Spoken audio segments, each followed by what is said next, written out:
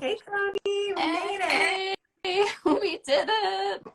All right, we did it. I'm so excited to have you on. If you don't mind giving us a brief introduction of who you are and what you do, I'll just say before you do that, if you're watching, Cody and I have known each other since we were maybe 9 or 10 and have played soccer with each other throughout our entire childhood. And I'm so excited for her to teach you a little bit about all the stuff that she knows. And if we can't get through everything, there will be a part 2. So feel free to drop your questions as we go in the chat below, and we will make sure that we capture them all. All right. Awesome. I'm Cody. I'm a pharmacist, and a few years ago, I switched over to compounding mostly hormonal therapy and mostly for women. At a really cool compounding pharmacy called Life Science Pharmacy. They really focus on lifestyle, quality supplements, really testing your hormones to see where you're at. And my husband and I just love fitness. So now I educate women on how to use their hormones and their menstrual cycles to get the most out of their workouts. I love that. Thank you so much for that intro. It's very cool what you do. And I think a great place to start would be just telling us a little bit about like the phases of the cycle, our cycle as women, because that's something that unfortunately we don't learn in school, which is crazy. It's crazy.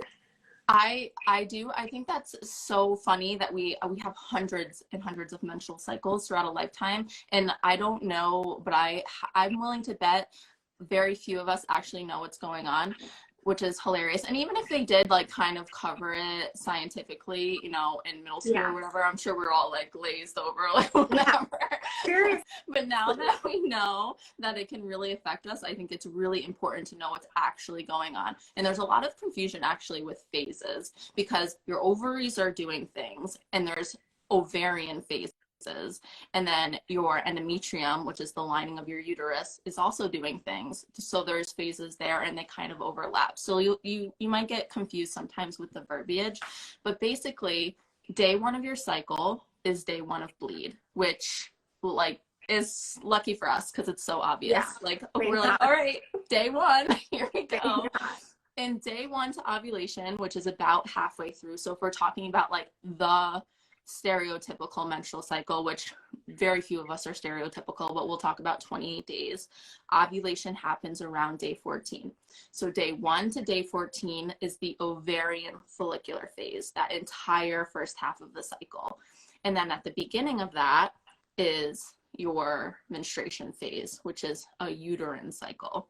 So those two phases kind of overlap, and your menstruation period can last usually 3 to 7 days. So then you have ovulation, which is about day 14, and then the day after ovulation until the day before your next period is the luteal phase. And this is kind of when progesterone is the star of the show. On a graph, you'll kind of see progesterone and estrogen rise together, but that's just because the units don't line up. If you saw it realistically, progesterone like goes like way up and estrogen's like down here. So like progesterone is like really the thing, and it rises and falls in that second half of the cycle. So those are your cycle phases, the main ones we talk about.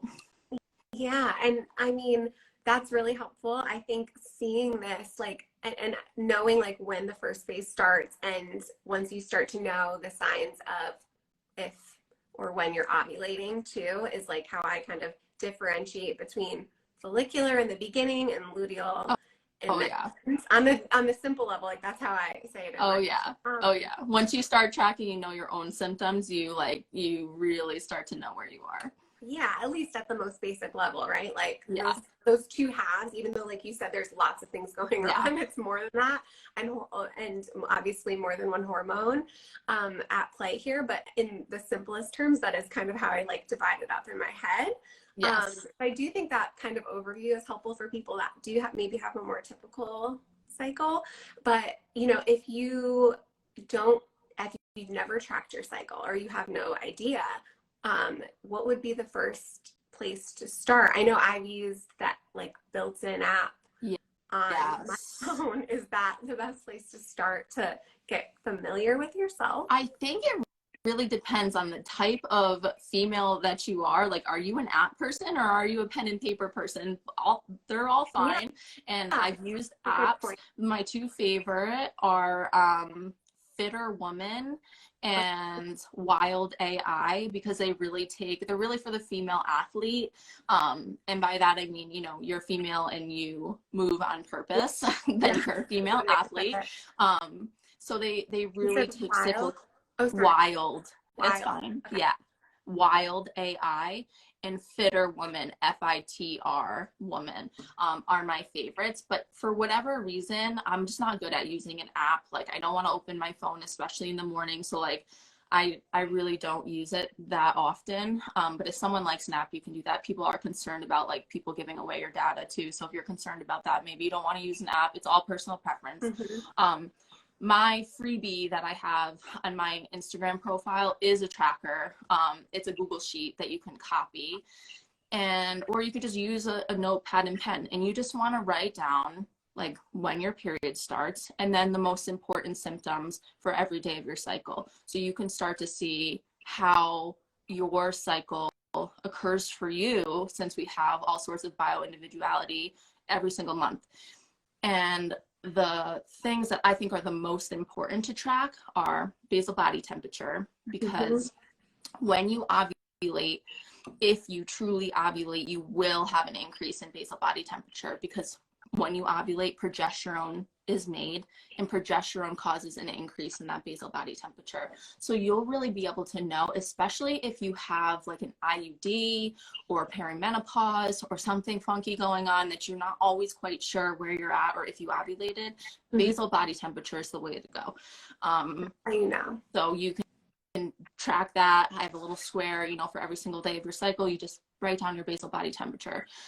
To take the basal body temperature, you just use a thermometer that's sensitive enough, because the fluctuations are small, every single morning before you get out of bed. I'm lazy. I don't do that. I have the Oura Ring that tracks it for me. It tells me like every night what my basal body temperature is. That is expensive. Like, I know like not everyone's going to want to do that. So it's up to your preference, like what you want to do.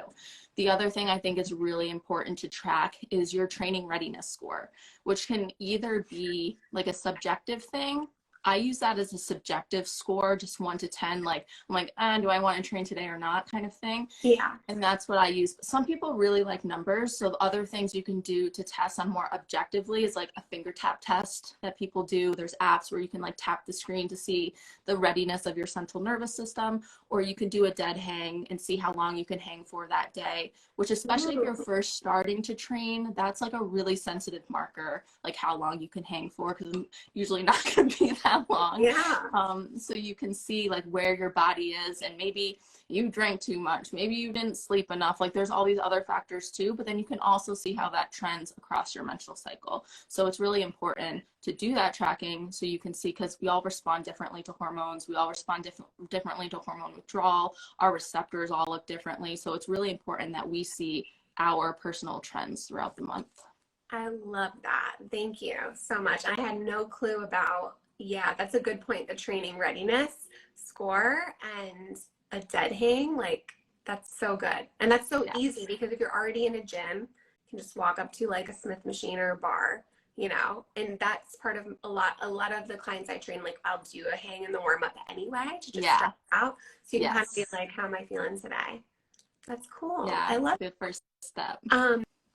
So speaking of being in the gym and ready for training, I feel like this is the big a lot of questions are around, you know, how our cycle affects our performance in particular. Okay. And there's so much information, right? Like, you think, and correct me if I'm wrong, because I'm sure everyone's thinking this, like, oh, I'm on my period, or I'm PMSing leading up to my period, so should I take it easy, right? Or should I like push through that, and this is actually a good time to train? Yeah. Do you mind clearing some of that up when it comes to the parts of our cycle? Yeah, so I definitely want to distinguish between the word perform and the word train, because in the literature, a lot of people will say menstrual cycle has no effect on performance.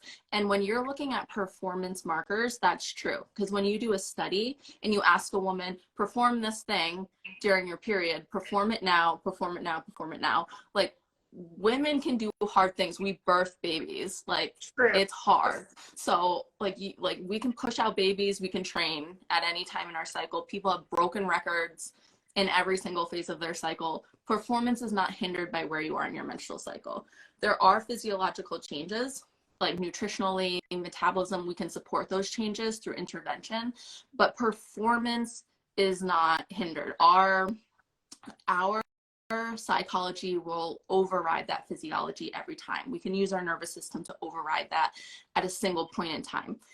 Now, there's not a lot of studies, but the studies that have been done to show training metrics, when you kind of condense your hard training more toward the follicular phase, when the anabolic estrogen is kind of the star of the show, you progress quicker and you make bigger gains when you do that, and when you kind of adjust in the second half of your cycle. So women have broken records with incredible menstrual cramps, so they can perform, but no one would say it's advantageous to have menstrual cramps while you're training every single cycle. So to adjust your training every single cycle, you're going to find more progress and more benefit by making those small adjustments. And depending, like, if you're just starting out training, or if you're an advanced person training, or if you have lots of symptoms, or if your period doesn't really affect you that much, it's going to be different for everyone how you make those adjustments. But to answer your question, performance doesn't matter. Like, you don't have to start like rescheduling events and games and races based on your menstrual cycle, but we can see greater benefits if we start training with our hormones like in the back of our mind. Yeah, no, that's really helpful, especially because if you're an athlete, right, you're thinking, like, it's helpful to have that frame of reference. Like, performance is these potentially this like athletic endeavors, right? Yes. But so are you saying we should be listening to our body because our symptoms might be so different from somebody else, even if we're in this exact same phase of our cycle? 100%. We all have different hormonal profiles. So someone might be a little bit more estrogen dominant. Someone might be a little bit more balanced. Someone, maybe you have PMDD, your GABA receptors might actually be shaped a little differently. So you have like different central nervous system symptoms. So there's all these little things, like nuances. We can learn the stereotypical menstrual cycle. We can learn roughly how our metabolism changes, how our recovery, how our adaptations change, so we can support that and like set ourselves up for the greatest amount of success. But we absolutely need to be tracking and figuring out like how we're different, because we're all so different. Yeah, no, that's why I think the tracking, just like with nutrition, right, that comes first, because like, and I haven't, aside from using the app to kind of understand the phases of my own cycle, I haven't used a tracker like the one that you've created yet to also monitor my symptoms at different phases, to know, like, for me, you know, am I feeling really strong today? Am I feeling like, it's rare that I'm motivated to run, but sometimes you have that burst of energy, right? Yes. Where you're like, I want to do something intense, explosive, you know, harder. And other days you want to actually just move in a way that feels a little bit lower impact or lower intensity to you. So it sounds like just gathering that data initially is going to be really helpful, because then you can kind of reconfigure how you approach your workouts from there. Yeah, if you're on like, if you've done this for like 3 cycles and you notice, oh wow, day 12, I like feel so motivated to be in the gym every single cycle, you can kind of clear your schedule that week to make sure you have time in the gym, like time for heavy leg days and stuff, and that you don't miss those days because you know it's coming, instead of like kind of accidentally skipping it and you don't get to take advantage of it, and then you're kind of demotivated and now you don't want to go to the gym. So it's like really nice to see what's coming. Yeah, I love that. And I know my mom just asked a question below, but it kind of relates to another question, which was, I'll save this other one first, and then, you know, both they're connected. Both of them are good. I like Nancy's question too. Like, how does that? Yeah, like if you're on Mirena as one example, or like a birth control where you don't have, I mean, you know that we still have a cycle, but don't have a cycle is what we say as women, right? I don't have a cycle. Or if you are like my mom, old lady. Her words. You know, and you're in like a menopausal phase, right? Yeah. Is that also going to affect our training, or should it affect the training? So with birth control types, I'll talk about Mirena just because there's so many and they're so different that this conversation would last all night. But let's, like, if we talk about Mirena, the mechanism of action of the Mirena is actually mostly local. It changes the cervical fluid. It changes the lining of the uterus so that egg can't be implanted. It does stop ovulation. I think like the number they throw out there is like 60%. You might ovulate 60% of the time or something when you're on Mirena.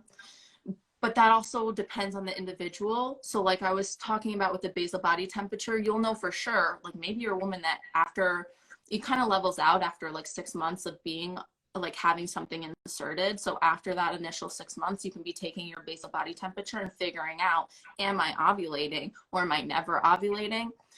Yeah. So you can still work out with and train based on your menstrual cycle, also adjusting for your individual symptoms. But if you're not cycling or you really feel no change in your hormones at all, maybe you are never mad at your husband, maybe your motivation stays the same all the time. Like, I don't know, I'm not like that, I can't relate, but maybe like some people are like, I don't feel it, like whatever. Yeah, super flat. I personally think that you should still train. Cyclical training is still a good periodization method, because when you periodize, you know, when you make someone's training schedule and you just like kind of try and go, the progress you see isn't the same as if you incorporate deloads. So I still believe in like a cyclical aspect to training, whether or not you're actually cycling. And that goes, my belief is into perimenopause and menopause as well. Like, I still think you should be doing that cyclical training, especially for the motivation piece, because as females, like, we're cyclical our entire lives. I really do think that deload and rest cycle is important, and if it's scheduled, I think it makes it easier for us to be consistent long term. We can be cyclically consistent, so I think that's really important. I mean, obviously, like, you had another live where you talked about how important it is to work out over 40. Like, there's other aspects of training that you should be incorporating, maybe like adjustments you can make with heavier lifting or protein, like all of those things. But I do think cyclical training is still important. If I had to say who cyclical training is not good for, I would say it's a woman who trains regularly, doesn't have any hormonal symptoms, and does not have a problem with consistency. Like, I think it's like fitfluencers on Instagram, like, they just look phenomenal. Adding in that extra layer of more information to like complicate something that's already working, maybe cyclical training is not for you. You know what I mean? Like, some women will say, no, that's not important, you don't need to do that. But those women are like so good at going to the gym that they kind of do it innately. Like, they know when to deload, they know that their body needs to pull back right now, and they know it's not a big deal, and they know the next week they'll feel better and they'll be able to lift heavier. So those women maybe don't need to think about it. But I think for the rest of us, like, I was chronically a woman that like went to the gym hard for a little while and then quit. Yeah. And I just don't do that anymore, because I know that my body is cyclical, and I know how my motivation rides, and I know how it goes up and down. So it's been life-changing for me. Yeah, no, I think that's a really good point. Like, if you are already very consistent and intuitive, you probably are taking those deload weeks. Like, when I first started talking about deload in my Fit Life community and my clients that I even train in person, they were like, what is that? Like, you know, like, what even is deload? But it's really just that ability to like rest when you need to rest, knowing that if you just pushed yourself at maximal efforts or hit some new PRs, or you've been working on this lift for, you know, consistently over several weeks, you know, taking that time off will make you feel like you're coming back even stronger. Yeah. And I think that's a really good point. And it kind of just goes back to the theme, I feel like, which is like, we are all so unique. And especially with birth control, so many different types and that people are on, I feel like it just adds to how unique we are and how specific, you know, our training needs to be for us. So I don't know, I really like that. Yeah. I appreciate that. Yeah. I know that we had some questions, which we should save for part 2, on nutritional needs and how those nutritional needs, you know, change throughout our cycle, not only like our actual training, but nutritional needs. And also like cold therapy has been a big topic. Laughing at Jason, I'm sorry. Oh gosh. Yes, cold therapy, deliberate cold exposure. We have our little chat group where we're all like encouraging each other because it is so hard. Yeah, it's so hard. So we should definitely talk about that. And if anyone is on and like has a follow-up question on anything we said, comment. I'll repost this onto my page so you can comment, DM with questions. But can you just tell everyone how we can find and connect with you best? My favorite is Instagram because it's just easier to talk to everybody here. So Dr. Dr. Cody Gal Fit. You can DM me. I answer everybody's questions in the DMs. Like, that's been a really cool place. I'm also on TikTok. I try and limit my time there for my mental well-being, but I'm over there. And same thing on Facebook, same across all 3 platforms. Come say hi, come chat. Thank you. Awesome. Thank you so much for coming and sharing your wealth of knowledge. I'm so excited to continue with part 2.